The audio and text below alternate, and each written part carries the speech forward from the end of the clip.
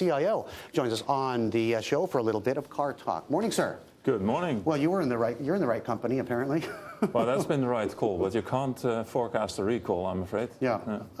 Is there something endemic going through the space right now? I mean, this Honda, recall is growing in momentum. Toyota, the Corolla is now the subject of scrutiny as well. Is there something inherently? Well, I think the Americans feel like a little bit of revenge here in a way, right? They've been seeing their market share eroded by the Japanese, and last year they saw General Motors being bankrupt. These are American car companies. They've been making them in Kentucky for 30 years. A little bit of that, I'm afraid. Uh-huh.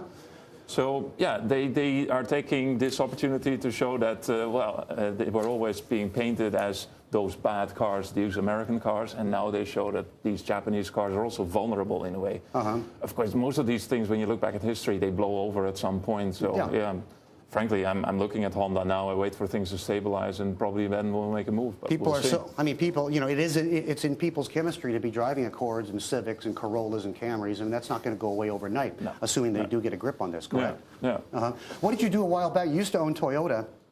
You cashed out of that, and you sort of rotated into Nissan. Well, that was the thing, and that's also what you see in this recall situation now. Toyota was such a popular stock amongst foreign investors, so many people were holding it. And you try to go where not all that many people are, and Nissan then obviously was the one in trouble. It had financing troubles, it didn't have the right models. And then you're trying to buy the stock when you see that things are turning around, and that's what we did, and we switched out of Toyota into Nissan, and that's now proven to be the right call. So you've been somewhat contrarian on the car space, looking for basically looking for low points. That's what we always do in stocks, trying to move away from the very popular stocks into the less popular stocks who have some trigger to become more popular into the future. And that's happening now with Nissan and their introduction of new models and their financing trouble getting away. Yeah. And of course, they're very good cost cutters. Yeah, so at what point do you rotate out of Nissan? It's up 160% the last year. It's done very well for you. At what point do you start rotating into Toyota? Well, I was looking at the valuations now. It's still cheaper on price to sales versus Toyota, but on price to book, it's now around about the same level. So you're starting to get into a situation where switching makes sense. By the way, I must say that also we're not very heavy in the automobiles anymore. We started to reduce already, even in Nissan. Right.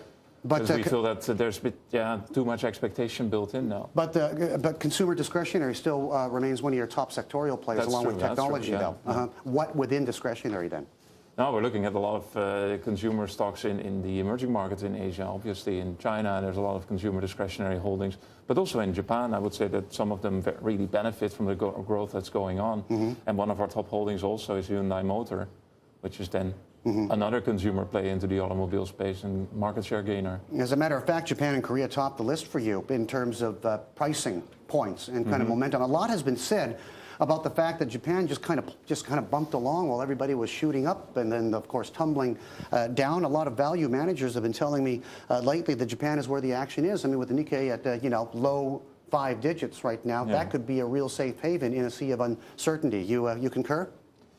Well, that was the point last year already, I'm afraid. It continues to be a market that is, on a valuation basis, very, very cheap. It just needs something to turn consumer sentiment around. And the one that we are waiting for here, and that may well happen this year, is that inflation returns to the Japanese market. I mean, in many markets, inflation would be not too good, actually. And in China, they're very afraid about it. But in Japan, it would actually help to get away from that deflationary mindset that the people have. And then you can really see that wages are starting to grow and you get into a virtuous cycle in Japan. And that's what you're waiting for, and that's why we're still quite heavy in Japan. You must see a different Japan than most people do then. I mean, this it's horrible when you go there. When you that's what I mean. And the concept no good news there. The concept that inflation is going to drive the Watanabes to spend again and corporate earnings are going to explode. Do you mean explode or do you mean implode when you wrote this report? Well, what you get also is when inflation comes, then the Japanese yen will probably be one of the weaker currencies, because the reason why it's now a strong currency is because on a real yield basis it looks very attractive because there's so much deflation there. When that goes away, then you'll have this, when I say a virtuous cycle, because then the yen starts to weaken, consumer wages start to go up, the sentiment picks up, and then everything starts to move. And don't forget, they still have large positions in Asia. We're looking for companies that also do have exposure to the Asian consumer. Okay, Japan and Korea top the list, but avoids include half of the BRIC, India and China and Australia. Why? Boiled down, nutshell. Well, Australia, not a BRIC, obviously, but very expensive and given its market a boost by steroids on yeah, moving the mortgage market up one notch again. I don't think that's very sustainable in the long run. And India and China, yeah, India, I was just there last week. The fact of the matter is that everything is humming along there quite nicely.